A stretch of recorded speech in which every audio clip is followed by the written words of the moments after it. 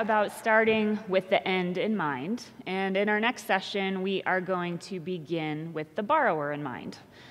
Borrower experience is a buzzword for a reason, and we have two subject matter experts to talk with us about that today. So Pam Herrmann is our VP of Marketing and Chief Storyteller. She started with us last year. She has a #3 best-selling book called The Customer Manifesto, and is also the star of the LenTech videos. Have you guys seen them? Anybody? She's like an internet superstar on the YouTube. And then Michael Malinoski from Accenture Research. He leads customer strategy globally for the Accenture Research Group, and together we partnered to do the Borrower Experience Survey. And so the results of that survey will be shared with you today. Please join me in welcoming both Pamela and Michael to the stage. Hi. Good morning. Hello. Have a seat. Thank you. How are these chairs that you guys are sitting in? Would you go in this one? This one here? It's a bit like first class, minus the warm nuts. We could probably arrange that. We're at the Broadmoor. Yes? Warm nuts? Okay, Stacy, get on that, please. Welcome, everyone. We are here to talk about designing an exceptional borrower experience. There are many things that Michael and I have in common. Two especially, though. We both nerd out on data and always look to find actionable insights that we can create from that data. And number two is we love customers.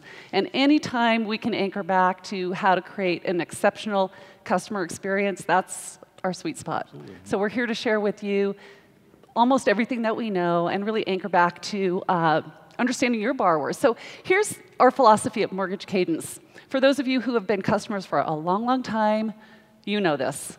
Our success is hinging on your success. So the more we can do to help you be better with your borrowers and with your customers, the better it is for us at Mortgage Cadence. And that is a company-wide true north for us. So please understand anything that we can learn about your business, it helps us design a better outcome for you. So we're always looking for insights around that. Now, in the process of doing our work, we sometimes get a little, I forgot the clicker.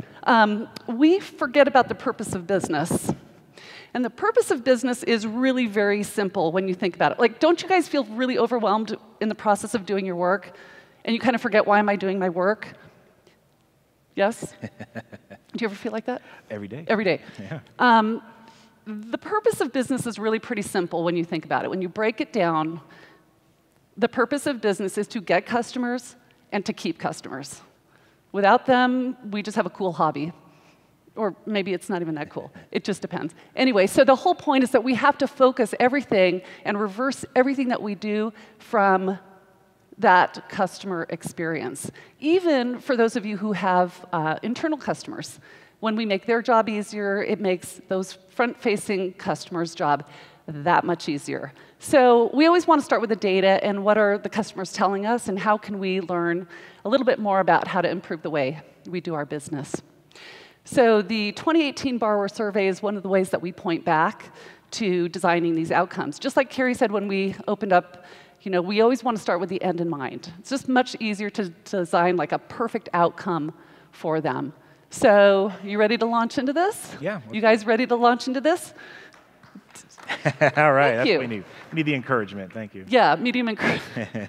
I work off of lukewarm encouragement all the time. Okay, so I'm going to take you guys through a little exercise. I'm going to ask you to take off your mortgage lending hat and put on your consumer hat for a moment.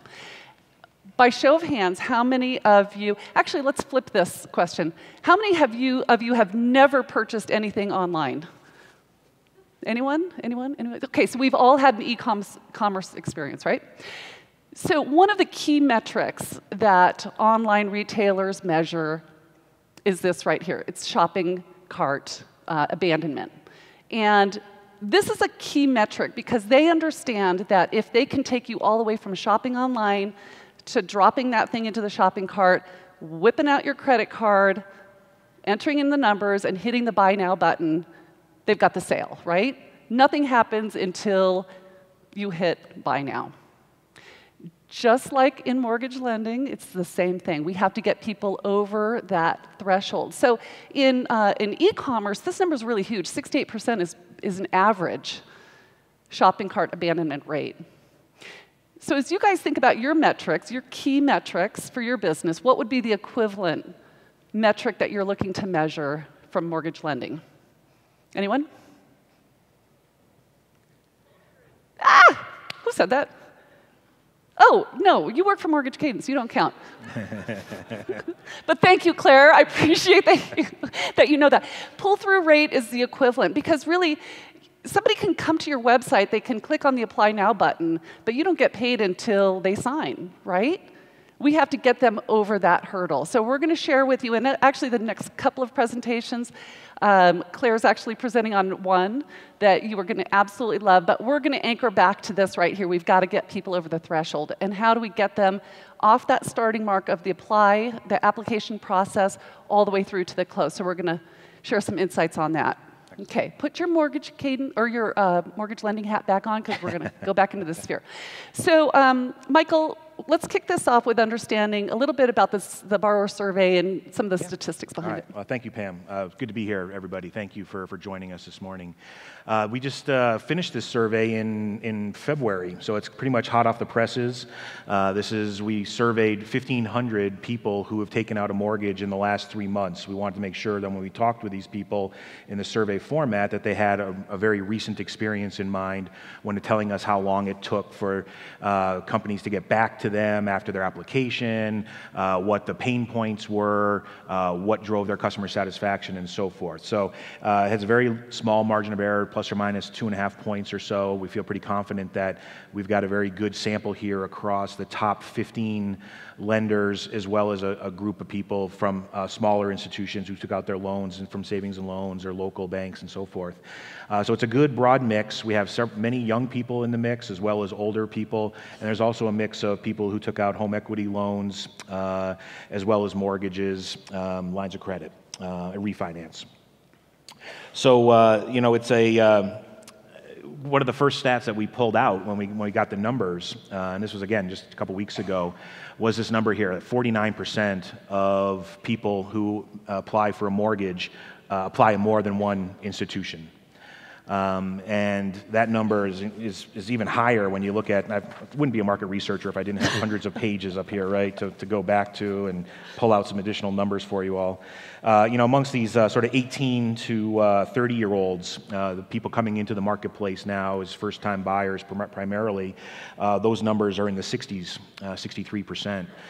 So it's a big issue right now for the industry, and we talked a little bit about that abandonment rate. I think this goes directly to that. There's a non-stop customer model going on here. People are constantly evaluating multiple brands, multiple offers, and then when we ask them, why did you bother to apply to 2, 3, 4, 5 different institutions? It wasn't just that they got rejected or that they had a bad experience, although we did see some of those answers. Primarily, it was they just wanted to continue to shop for the best rate.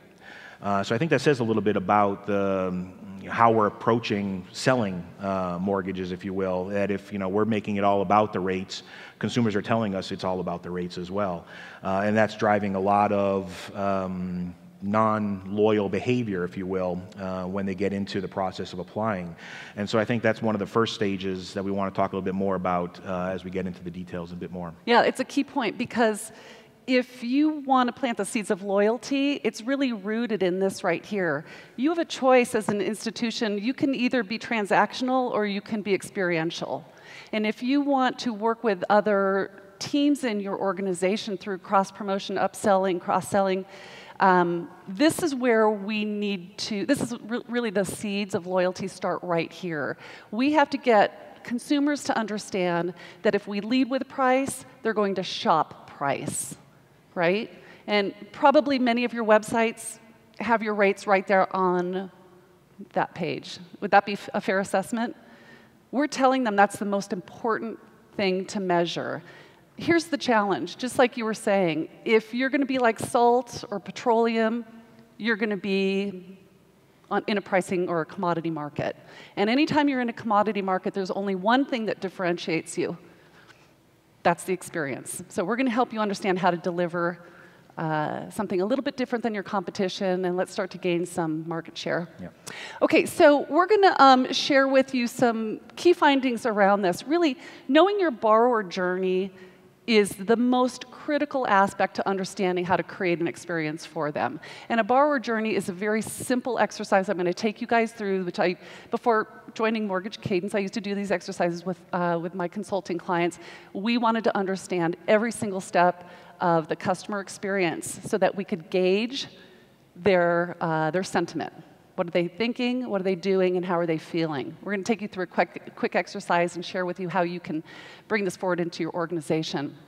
The name of the game is we've got to nurture them from the moment they hit that apply button. We've got some stats around how well we're doing with that. We want to segment and personalize.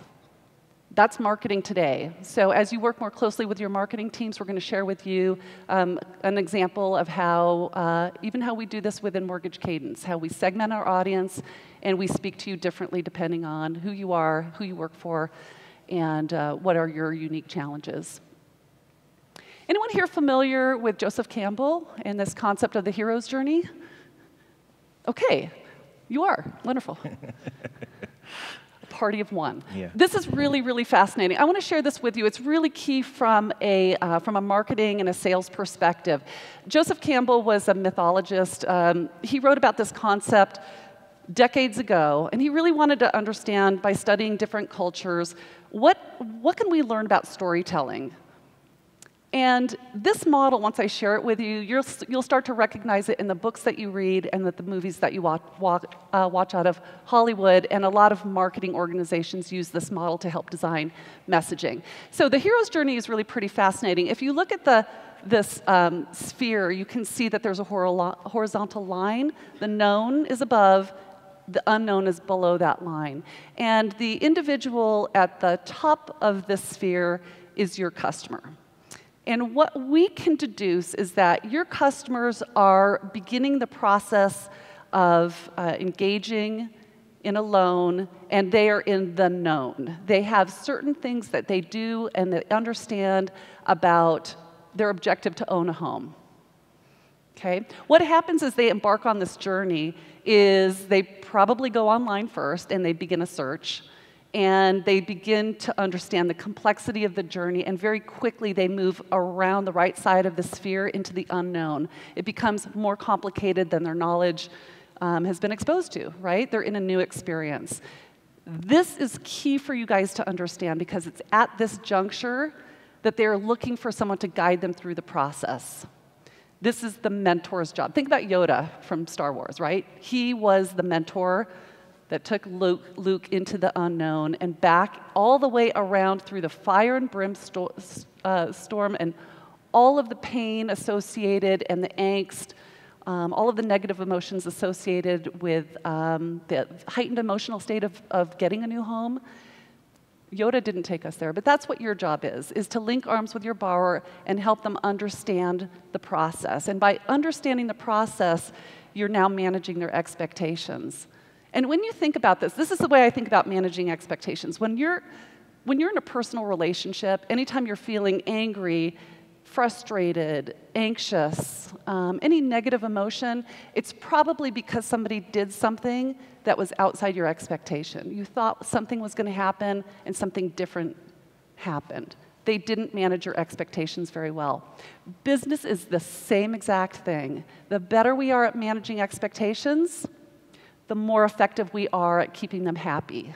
Even if something goes off the rails, as long as you're guiding them through that emotionally, they're going to be much happier. Again, those are the seeds of loyalty right there.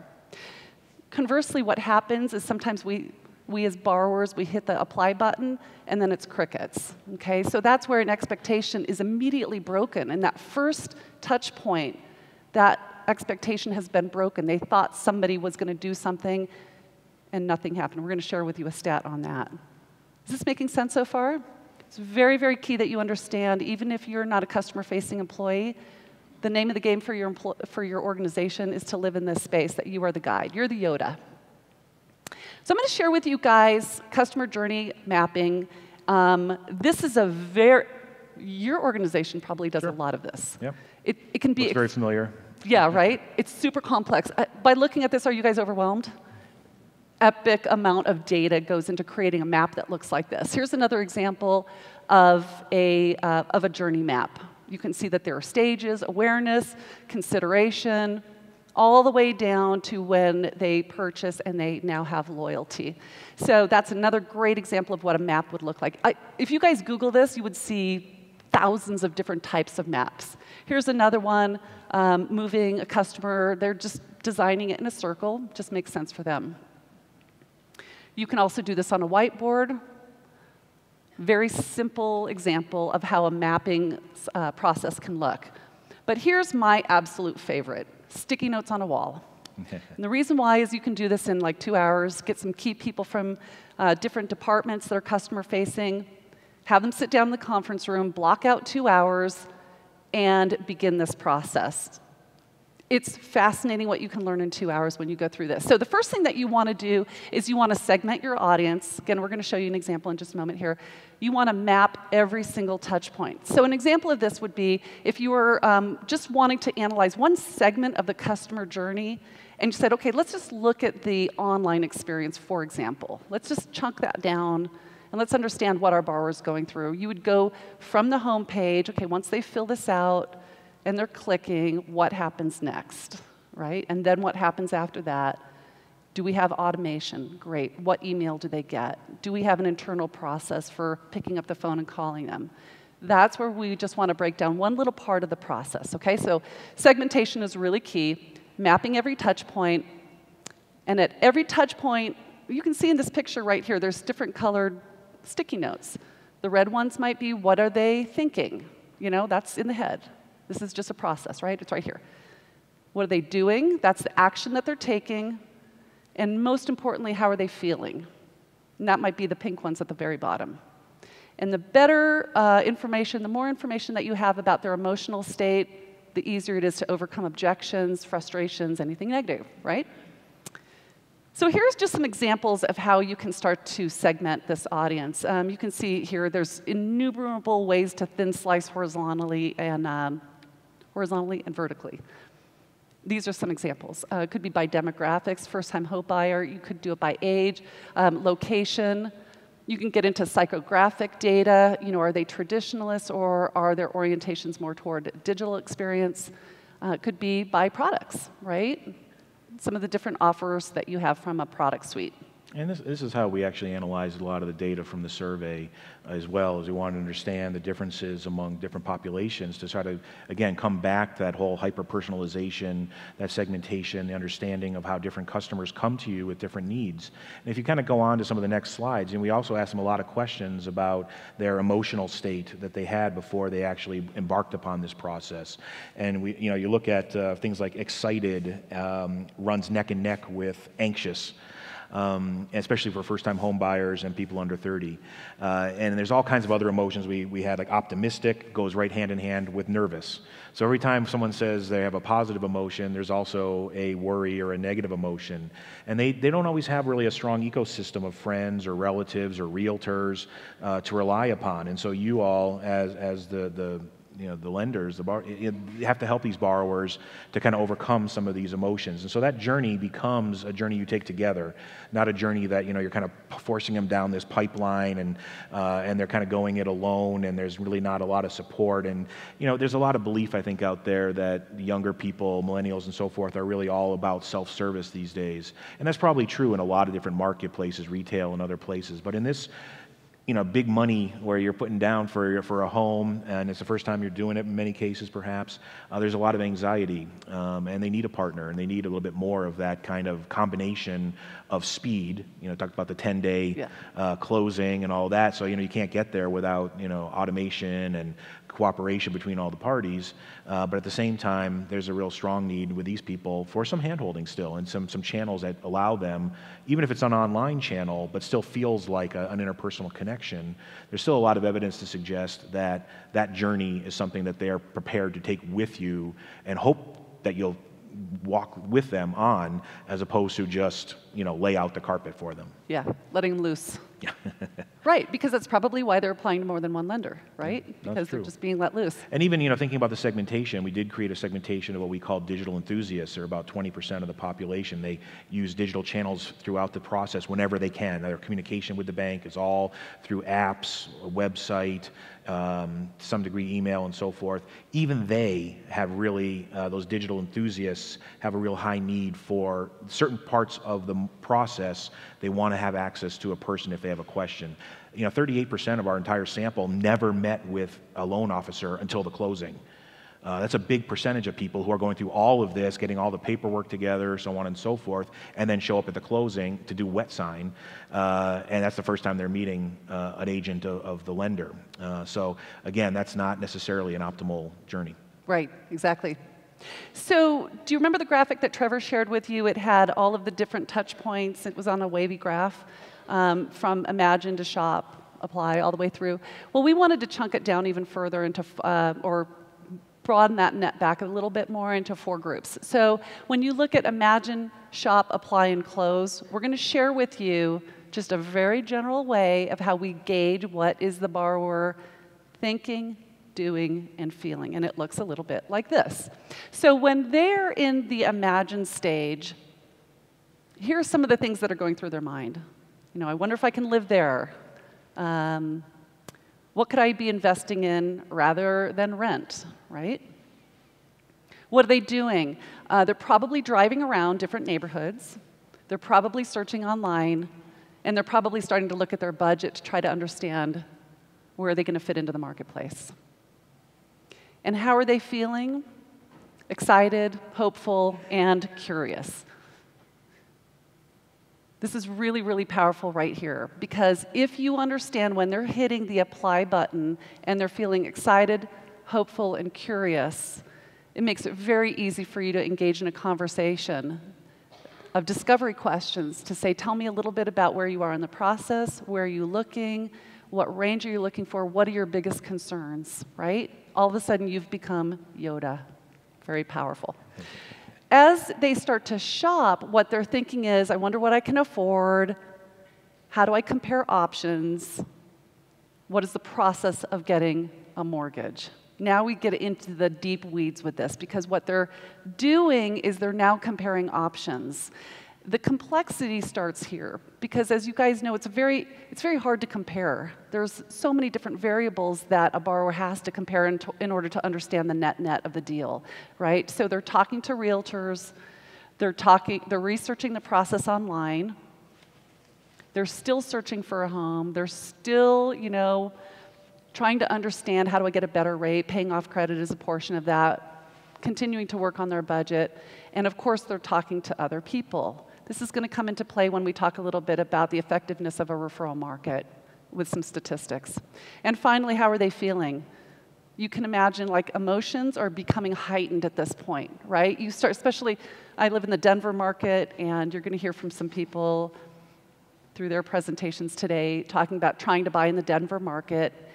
I would say that these emotions, this heightened emotion state is probably 10x, because it's a very, very competitive market right now. So every deal is one that you just don't even want to get emotionally attached to, because you're probably competing against 30 people. So when we get to the application process, what they're thinking is, I hope these guys are the right ones to go with. Why do they need so much information, and is this safe, and how long will it be before I get an answer? So these are the types of things through the application process. Again, when you can position yourself on the path of the borrower right here with the right answers, more importantly, the right questions to the right answers, you're gold. What are they doing? They're continuing to shop, they're waiting for a reply, they're continuing to ask for advice, they're gathering documentation, and they're responding to the loan officer's requests. And how are they feeling? Nervous, uncertain, annoyed. How many houses have you bought and sold over the years? 3. 3. That's pretty good. I've been in my current house for almost 25 years, though, so I'm a bad customer of I would of this think marketplace. If you were to take out a loan right now, you would be probably as confused as a first-time home buyer. Yeah, you know, and I think for me, when I did it, in a little personal story here, I guess, is we had a mortgage broker, and she was incredibly helpful to walk us through the stages. up front. And I think we actually have some stats coming up in a few slides here about, we asked people before you kind of embarked on this journey, how well did you feel you kind of understood what you were getting into, the process, what was going to happen? And a large percentage of people said, I really had no clue. And so again, whether that ecosystem includes your realtor or your mortgage broker or the lenders or loan officers, that was really important to me because I came into it totally blind. In fact, probably all 3 times I needed that, just because each one was very different from the one before because of our financial situation. And another thing we found in the stats here about why someone actually chose the lender that they did. We talked about how up to 60% of them are of younger people and first-time home buyers are applying to multiple lenders. Something like, I think it was almost 15%. I think it was the second or third most common reason given for actually selecting the loan that they did was that the lender found a way to deal with their unique financial circumstances. So it wasn't just about the rate, it wasn't just about the price, it was about working with my unique closing times and dates and, moving money around and all the things you're talking about here. I mean, you all know it's a very common occurrence, but it actually drives decision-making a lot more, I think, than we perhaps realize. It's a great point. That gets back to segmentation, right? During the close, and I won't read these because you guys have been reading probably for many years, so I'll just flip through this really quickly. By the way, this deck, all of our decks are available to you in our resource center. So as you're looking at some of the more complex, meaty, data-driven decks that you'll see over the course of the next couple of days, those will be available to you. So one other thing I'd love to offer to you guys, if you think it would be of value, we'd love to be able to offer some of our marketing training to your marketing teams. I come from the B2C market, so if you think that your organization could benefit from a webinar on how to do some geo-targeted marketing, anything that has to do with the segmentation, by show of hands, would that be something that you'd like to bring forward? Terrific. Wonderful. We'll get that set up for May. How's that sound? We're Johnny on the fly here, so. Okay, great. So let's talk a little bit about this gap right here. Yeah, so I was just talking about this number here. 14% of borrowers didn't understand the process of getting a loan prior to getting into it.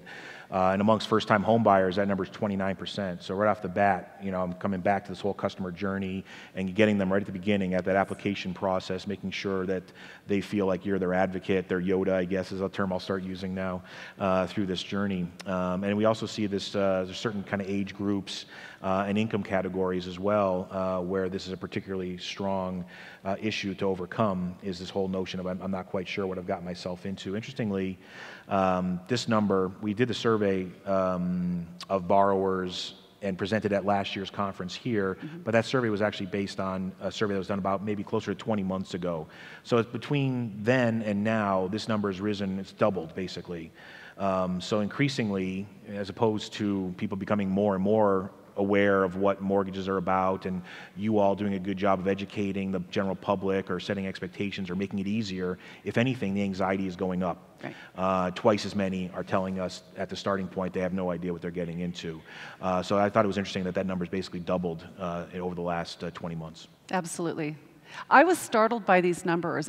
And at the same time, I thought, oh my gosh, if I were a marketer for a lending institution, I would zero in on those first-time home buyers, and I'd do anything I could to position my organization on their path, because they're looking, and they're looking for Yoda. So I would drill down on that right there.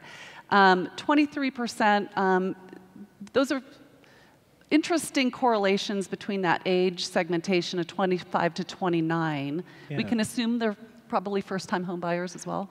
In many cases, they're also, you saw something like 63% of them are applying to multiple lenders. And at the same time, 23% of them, perhaps part of the reason they're doing that is it's not just the rate shopping we were talking about earlier. It's, I'm looking for the one that's going to respond to me in a way that makes me feel connected to them. Yes. And when we asked about the reason they selected, again, price and rate was important. Still number one. Mm-hmm. Don't get me wrong. But the whole notion of taking the time to get to understand me as a person was increasingly. We see that's almost doubled since the last survey. So this whole need for high touch, this whole need for, and it's a very curious question how we do that in an era when we're pushing technology through the the process here to make the process easier for the borrower, make it quicker for them, less expensive for us, and they do want that. Don't get me wrong. This is not a Luddite group, if you will, but we got to do it the right way, and we got to know when to pull the right levers. And I think that's why you have to do the journey mapping, because the journey is very different here than it is here. You know, when I'm gathering all the paperwork and all the financial data, I might need a whole different kind of in-person touch than when I'm doing the application on an app or what have you. And I think, you know, on average, the application process took them 26 minutes or something like that, and the median was like 22 minutes. So that's actually part of the easier part of the process, is that initial application. Then, of course, once you get into all the paperwork and everything else, people spend about an hour and a half on all that, gathering all the paperwork. So it is a timely process, and it does get confusing, and it creates the anxiety more and more as you go through. Well, it's fascinating because it begs the question in my mind, you know, is technology or the digital experience mutually exclusive from that human-to-human connection? And I think we get a little confused. It's like, okay, if I invest in technology, does that mean I reduce headcount? And a lot of organizations do that, right? Especially at the C-suite, they may be assessing, okay, if I invest here, can I reduce costs here, right? So do you feel like it's one at the expense of the other, or is there a nice marriage that can come together? I think we're in a bit of a transition time right now, where as much as we can replicate the loan officer, the in-person experience through digital channels, the better. Eventually, as people become used to that way of doing business and these systems become more foolproof and more seamless, and we still are able to replicate that kind of high-touch feel or that connected feel, then that'll be the winning formula, really. It's a matter of how do we get there. I mean, that's a job for all of the people out there who spend time trying to make technology human. Artificial intelligence, that's their biggest challenge right now, and we've written several books in our research group about this. And the artificial intelligence of the future has to also connect. Yes. You know, and so that's something I think maybe for next year we'll do a little bit more research with our borrowers, a little bit about would they be able to live in a world without that connection. Yeah. And we have some questions in this year's survey too to suggest that even those who never talk to an agent, never do anything but use online, tell us something like, I'll have to look up the number, folks, I'm sorry, I don't have it right off the top of my head. It's at least a third tell us that they wish they had spent some time with somebody during the process. They would have felt a lot better about the end result. We do have that deck in here, so we're going to share that. It's interesting because I almost have a different opinion on it. You ready for a debate? Yeah. I don't think that human-to-human connection will ever be replaced by digital. It's just understanding where is digital appropriate and where is the human-to-human opportunity, right? I don't ever think that you're going to be able to, I think it's how we're using people differently is going to be the difference. So while we may be creating operational efficiencies through technology, I think the opportunity is to train our people differently so they understand this key metric where pull-through becomes so key to profitability. Yep. Yeah. My mother was a loan officer for almost 40 years, and she would agree with you 100%. Go mom. Yeah. It's a mom thing. Okay, there you go. We're calling this part of the segment, for each piece of the data that we're bringing you the jab, jab, boom, right hook. And this is basically where we see opportunity. Like, just bring it in. If we want to gain market share, we have to understand how to do that. So this is what I'm calling jab, jab. And Michael just looked at me, he's like, yeah, I don't get No, that. I think that you should get in some Yoda stuff in here. It's got to have some sort of like lightsaber, oh, maybe, swish, I like that. So you're saying my metaphors are getting mixed. Okay, we'll work on that for next time. I'm down with that, though, the lightsaber.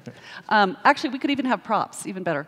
Okay, so the big jab, jab, right hook, or the lightsaber, take the head off in a one clean sweep, would be to understand that nurturing starts right here. Discovery questions, how to ask the right questions, that is born right here. Using what you know through all of your vast experience and the thousands of loans that you have processed, how it is that we can guide them through kind of the behind the green curtain of Oz. There's another metaphor. I'm really mixing my metaphors now. But anyway, you do know the tips and the tactics that are going to help make it more streamlined for them. So it's a great advantage right there. Okay, the next gap. You ready for this one? This is the big kahuna. Yeah. 29% of lenders who took over 24 hours to acknowledge. And let's define acknowledge. That's a thank you. A simple thank you. 29% took over 24 hours to say thank you for your application. It's pretty amazing when you think about 57% of our borrowers that we surveyed made the application through one type of digital channel or another, through your website, through an app. We had several others as well that were kind of minuscule percentages. But that 57% is up 8 points from just 20 months ago or 18 months ago. And so people are increasingly using your digital channels, your website, your apps to do application. And so they think that you should be able to respond more quickly than ever before because it's all digital. But in fact, we're finding that we're actually taking longer than ever before to respond to applications. Appliers? What word am I looking for there? Yeah, to applications. The kicker, though, of course, is the number you have here, Pam, which is that we found that there was a 10-point drop in customer satisfaction amongst those who had to wait more than 24 hours to get a response. So right off the bat, you're getting off on the wrong foot with these people. They may have chosen you for various reasons, recommendation from a realtor, the rate, other things we talked about, but you're not able to recover, in many cases, from a customer satisfaction disaster. Not a disaster, it's at 10 points. I mean, that's meaningful in the real world. And I think when the willingness to recommend number is the same, I think it was something like 12 points, the difference between responding within 24 hours and not. So it's a simple thing, I hope, to do. And maybe this again comes back to the technology, or if it's still a personal touch, reaching out through email or phone or what have you. Absolutely. It doesn't have to be the highest tech. It's still perhaps a gap that should be easier to overcome, I would hope. Absolutely. Hence the jab, jab, right hook, or lightsaber, head off. Phone immediately. That's how I would use my human-to-human connection with my people. Leverage automation. You probably have a great CRM system. Hook it up. Make sure as soon as the application comes in. I was on the panel last year on this topic, if you've attended Ascent in the past, and I still think this is probably the golden nugget that is most overlooked, which is that even if you have an automatic email reply with a message from the president of your company, there's his face, quick message, thank you so much. We really appreciate you taking the time to fill out our application. We've got our people working on it. We will be calling you promptly. Something as simple as that goes a long way for saying, hey, somebody's out there, they got it. They're working on it. They're going to reach out to me. So again, you're just setting an expectation with that very first message. So high touch right there. I think this third bullet point is really, really key. You're going to be really excited when Claire comes up in a couple of presentations. She's got a little gift for you guys, but an educational piece that helps them understand this point of the journey is absolute gold. It's going to answer all the questions they're asking themselves and probably searching online for. So you have that to look forward to. Okay, let's talk about this 42% who didn't find the application process particularly easy. Yeah, I feel like you're only giving me all the negative slides. I know, right? All the bad I'm stuff, like, right? So good cop. You're like, bad cop. So I did mention earlier that more and more people are applying online. They're taking about between 22 and 30 minutes on average, or median, depending on how you want to measure that, to complete the process. But yet 42% are still telling us that they didn't find the process particularly easy. It may have been quick, but it wasn't painless. And so there's still a real opportunity here with the applications that we're using, with the tools we're using, whether they're at the branch or at an online site, to make it easier. Again, this is the first step. This is your first encounter with the borrower, and to have 42% of them tell us right off the bat that you're just not making my journey as easy as you should is a hard hurdle to overcome. So you're always playing catch up. You want to say something positive? Because I don't want to take all the sun. I'll wait. Okay, that sounds great. Okay, here we go. By positioning yourself as the Yoda or the mentor on the journey, you can allay all of those negative emotions right here. Anytime we can identify a gap or a bottleneck, that's an opportunity, right? This is why journey mapping is so critical to your success. Okay. 77%, I'm so fascinated by this one. I cannot wait to hear from you guys on this. 77% signed the closing docs in person. And of those, 74% would have liked the option of e-signing. And I immediately went to Dan Green, my boss, and I said, can you explain this to me? I don't understand this. Like, why are we still doing it this way? And he goes, I don't know the answer to this either. So one of the things that we're going to be doing for you guys tomorrow is creating a breakout. We're going to be bringing some subject area experts on this topic. And we want to get your insights. Help us understand why you do what you do so that we can understand how to educate the market. So let's talk a little bit about this. Yeah, I think one of the interesting things here about the e-signing is, again, coming back to the segmentation that we did, one of the groups we identified was we called traditionalists, people who throughout the process really were not that open to electronic application, didn't do that. When they contacted during the process to get information, it was all telephone calls, barely even used email, definitely didn't use text or apps or websites or what have you. Even amongst that group, 66% of them tell us that they would have liked to have e-signed. It's the very end of the process. Yeah. It's a lot easier than making a trip somewhere to do it. So it's something that I think would be an easy win, even amongst those who you don't necessarily think of as being particularly eager to do business with you in a digital format, are still very open to this. So I think this one is one where you look at the numbers and you say, well, this should be an easy thing to fix, hopefully. Well, it's interesting because the last time I bought a home, I had requested, they're like, can you come to the title company on this day? And I said, sure. And I said to them, I don't want to sit across the table from the people that are buying my house, because it was a pretty contentious negotiation. And I walk in, and there they are. And I'm like, oh, God. And now I've got to sit there very uncomfortably for, 45 minutes. Makes little chit chat. It was the most uncomfortable thing ever. So I would just say if there's one area where you could do a 100% customer-centric play, this is it. This is all about borrower ease right here. And if one of the 5 things they're looking for is ease, to me, this is a no-brainer. So we need to just understand this number from your perspective. Why are you still using wet sign only if you are? Or even more interesting to me is, why would you do both? Is it compliance issues, security? So when and if you go to that breakout session, we really would like to better understand your process. I'll add another theory to this. I was looking at some numbers again this morning. And, my own theory is that part of this is also 52% of the people that we surveyed said that they did not find the closing disclosure documents easy to understand. So part of it is that, when you get to the end, you're kind of given some stuff that you're like, I might need to talk to somebody here about what I'm signing, because this is not self-explanatory. So some of it could come back to the whole, closing disclosure statements and trying to make that a more streamlined process. Yeah.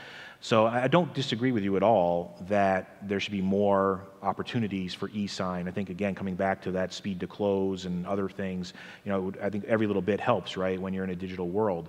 But I think there is something about that, the closing documents, that need to be more intuitive to people in order to kind of take away the final barrier. Mm-hmm. If the final barrier is us not offering it, that's one thing. Yes. If it's that the paperwork itself is a problem and we can do something about it, then it's another.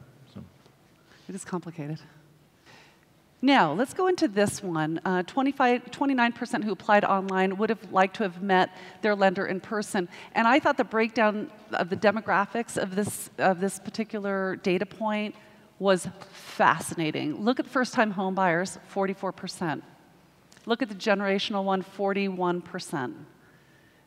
Isn't it easy to kind of guess and conclude that millennials don't want to talk to other people? Do we ever make that assumption? Come on. Yes. Right. We make this assumption. They're all digital. They were born with, a game in their hand, and they're digitally native. Therefore, they understand less about the human-to-human connection. And I have to say, nothing could be further from the truth. They're people just like you and me, regardless of our generation. We all have our little thing, right? This is absolutely not one of them. So I'd love for you to share some insights around assumptions around labels of groups of people. Well, I don't know about that, but one of the things, again, coming back to some trend lines and so forth, this number is actually down a little bit from 2 years ago, where I think it's down 7 points from what we saw. So in some ways, we're pushing the narrative a little bit here, as you can tell, that there's still a lot of journey assistance needed and so on and so forth throughout the process. But this number is shrinking a little bit. So, I mean, in some cases, there's always going to be those people who don't need that process. But again, if you come back to some of the main audiences that we want to start a relationship with and build over a lifetime value, the first-time home buyers, the very young buyers, and also some of the, we didn't put it on here, but some of the wealthier borrowers are all in the high end of this thing, right? So even though the number on a whole is kind of shrinking a little bit, amongst those audiences where you probably ought to be trying to foster that initial relationship and build that lifetime value relationship with them, they're the ones who are quite high on this. So I think that's probably more what I wanted to say than to talk a little bit about that's great. age. Well, no, it is different. I mean, it's interesting because when you think about somebody who has a well-established portfolio, they've been to the rodeo a few times, they have expectations, they need a completely different conversation than a first-time home buyer. And so meeting somebody and having that human-to-human connection is so key to again, breaking it down. And to me, this is just a simple question at the beginning of the relationship where you're just asking them, how do you like, how would you like to be communicated with? You want me to text you? You want to talk on the phone? You want to talk weekly or on an as-needed basis? Just establish what they want, right? Everybody's different. It's probably going to be a combination of people and process. Absolutely has to be high touch. And nurturing opportunities abound. Yes? Great. Moving on to the next, staying in the know. This was really fascinating to me. So we're going to be doing a breakout session tomorrow. It's called Collaboration Center. If you'd like to know a little bit more about what's behind these numbers and how we at Mortgage Cadence are meeting the market, you'll want to sit in on that. So let's drill down on this. 66% of people in this transaction use the telephone. So either they were calling the lender or the lender was calling them, correct? Yeah, I mean, it's still, old school still reigns in the communication realm. In general, we asked about your customer satisfaction with all kinds of things, the application, the closing, the communication, and satisfaction with the level of communication is actually pretty high on average for most of the lenders that we included in our target lender list. So it's working. I mean, for the most part, people are getting what they need, but it's elongating that process. Yes. And by staying in touch with them on email and phone, you're opening yourself up to all kinds of problems with data security and other sorts of things that people may not even be aware of. I found it interesting that only 20% of people use the lender's website to continue their conversation with the lender, and only 8% or 6% use the mobile app. So there's an opportunity there for some of those digitally savvy people, digital enthusiasts as we were calling them, to have the tools they need to make the communication a little bit more secure, a little bit more direct, and perhaps shorten up the whole process a little bit. So even though people are satisfied with the contact that they're getting from their lender, there's definitely many opportunities, I think, to bring in more digital here, not necessarily just because of customer satisfaction, but because of speed to close, security. There's all kinds of other considerations here, and people just aren't really using those tools right now. That's exactly right. You just hit the nail on the head. We pulled this data from our subject area expert, Todd Hogard, who you will, if you sit in on his session tomorrow, he'll drill down a little bit further on this. But per closed loan, on average, there are 25 phone calls. When you were talking about speed to close, I do see this as a huge gap because let's say, for example, you're needing a piece of documentation and you leave a message on somebody's voicemail and maybe it's the next day or maybe it's 2 days later where they return the phone call and maybe another day to get to the data that you need. So you've now lost 3 days and you just compound that by all the asks and all the pieces of documentation, 200 to 250 documents per closed loan. Not all of it is resting in the hands of the borrower, but you can see how delays happen. And if we're going to shrink down time to close, we have got to tighten up this little area. So Todd's going to be sharing with you guys a little bit more about how we can do this in a highly efficient way so that you can get your payout faster. Pull through. Yep. BEC is basically business email communications. If any of you, can I see by show of hands how many of you use regular email for communication with your borrowers? Okay, quite a few. So I would say that this is a must-attend, absolute must-attend. Your brand, your organization's brand is resting on you closing this gap, and the safety and security of your borrower's data is resting on you closing this gap. So if you weren't planning on attending, please do. It's really key. Okay, nurturing relationships. This is where we get into where the seeds of loyalty actually start to sprout and grow. Yes? Yet another metaphor. There we go. It's springtime. 28% found their lender through a realtor, and 28% used their primary bank. So let's talk a little bit more about that. Yeah, I think that the other main ways that they found their lender was through online internet search. No surprise there. That was 26%. So if we had to put a third number on here, I'd say these are kind of the triumvirate of primary reasons. But there was all kinds of things like TV advertising at 11%, an aggregation site at 10%, local advertising for those who may be more community-focused, 8%, wealth managers and stockbroker recommendations. So there's a wide range of influencers out there and a wide range of ways. And I talked earlier about the nonstop customer model. And the number of sources that people rely on before they actually make their final decision is very high. It's in the double digits, right? So the average person is looking at up to 10 websites or 6 websites talking to 3 people, so it's a very high number. And again, they're all part of that ecosystem. They're all part of that influencing system, and it's very important to not only nurture those relationships with your borrowers themselves, but all the various players that come into the overall process. I would say also, just in terms of some statistics and things here, the digital channels, 32% on average. And so even though we have a lot of people coming in through realtors and going to their primary bank, the combination of these online advertising and aggregation sites and your own websites is increasing, actually. That number's up from a year and a half ago as well. That's unbelievable.